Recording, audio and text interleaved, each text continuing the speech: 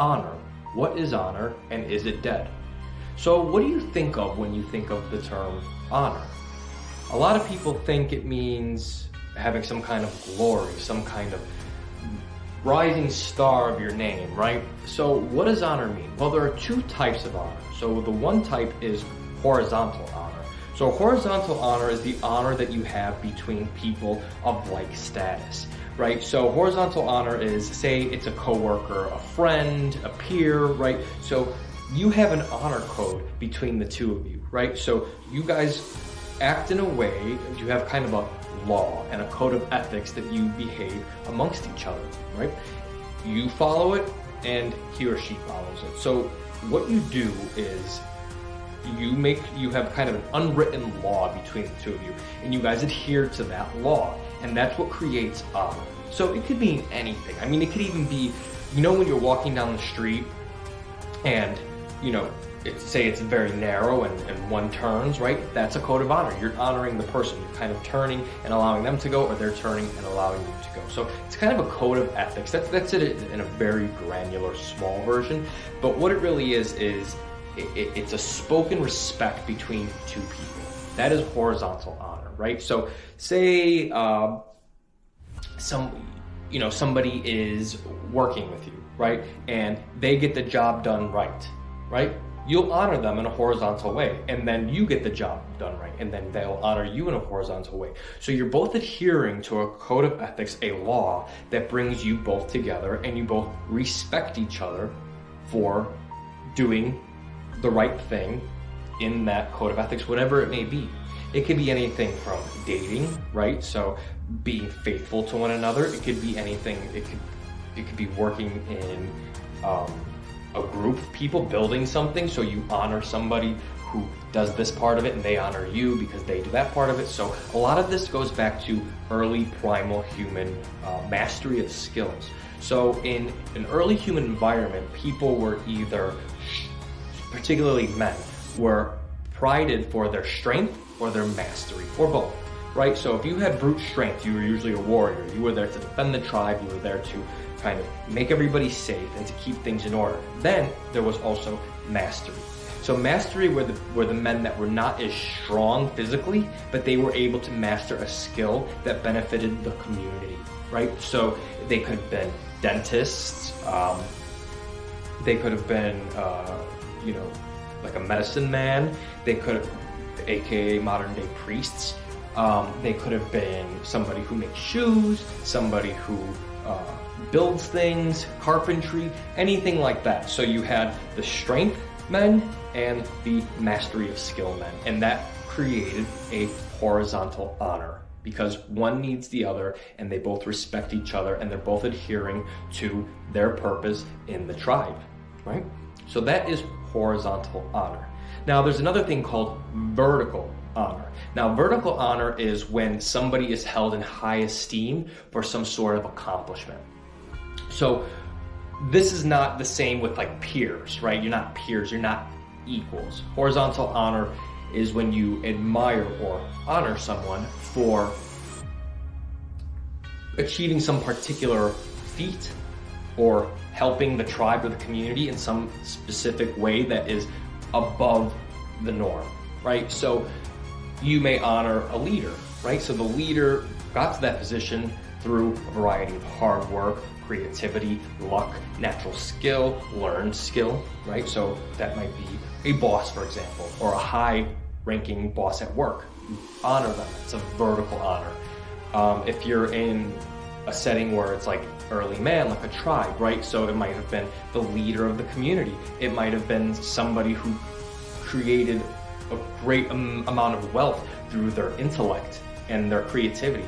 It could be somebody who stood up for people's rights, like Martin Luther King, or Rosa Parks, somebody like that. You are looking up to them. That is vertical honor, right? Or it could be somebody who was great in warfare, right? And they expanded your reach of your civilization, right? They created more food. They seized more lands. They made your culture and your civilization something to be.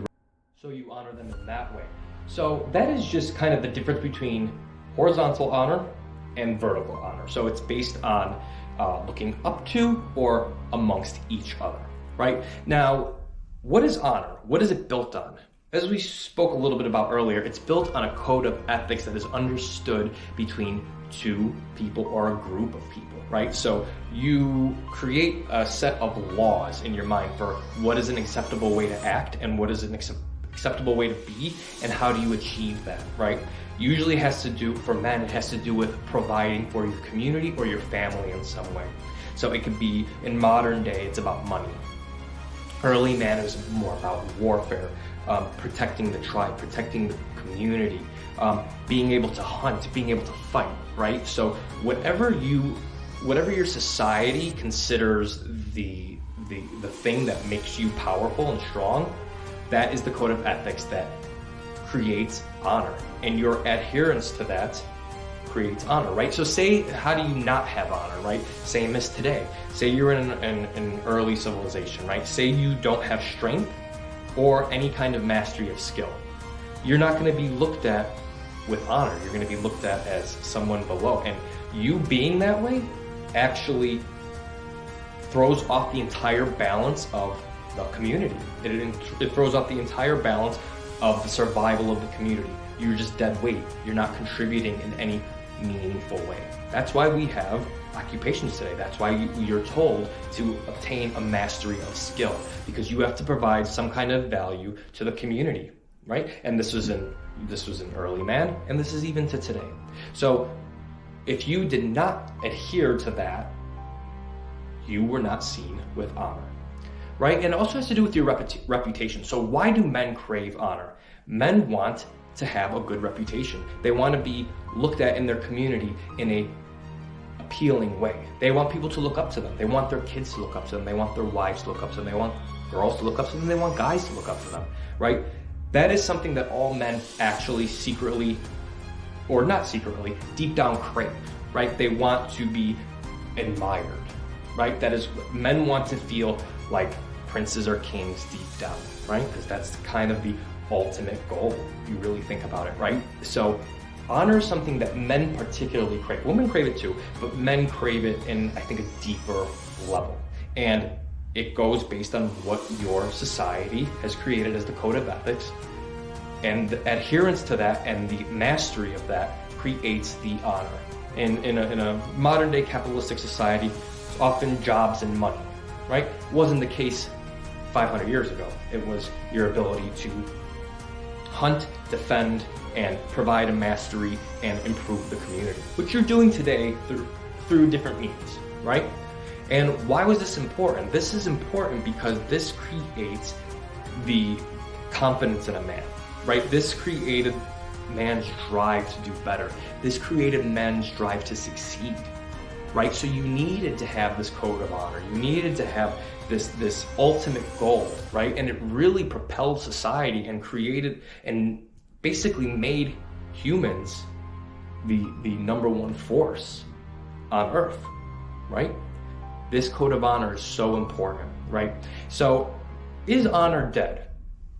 I definitely don't think honor is dead. I think that it is waiting a little bit because there's an extreme press in our modern day society, 21st century society, of the individuality. And I'm not saying you shouldn't be an individual. I think you should explore who you are, right? But there is such a removal from the tribe, from the clan, from the group, that people aren't caring about their honor anymore as opposed to their individual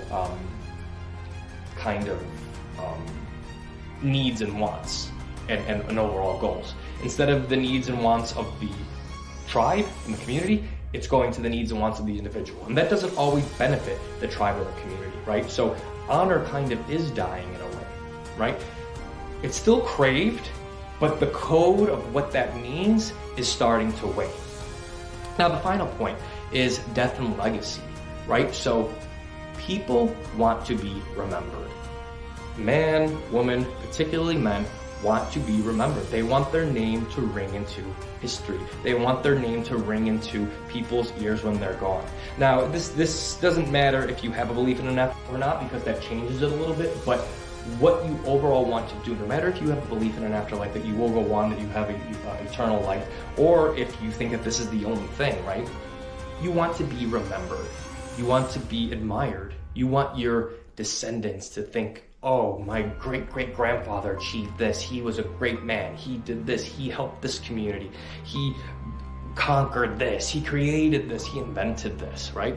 So that's a big part of honor. Men crave vertical and horizontal honor. Horizontal honor with their peers while they're alive, and vertical honor in life, hopefully, but also in death. So our dying creates the need for us and the crave for us to achieve this quote-unquote honor, right?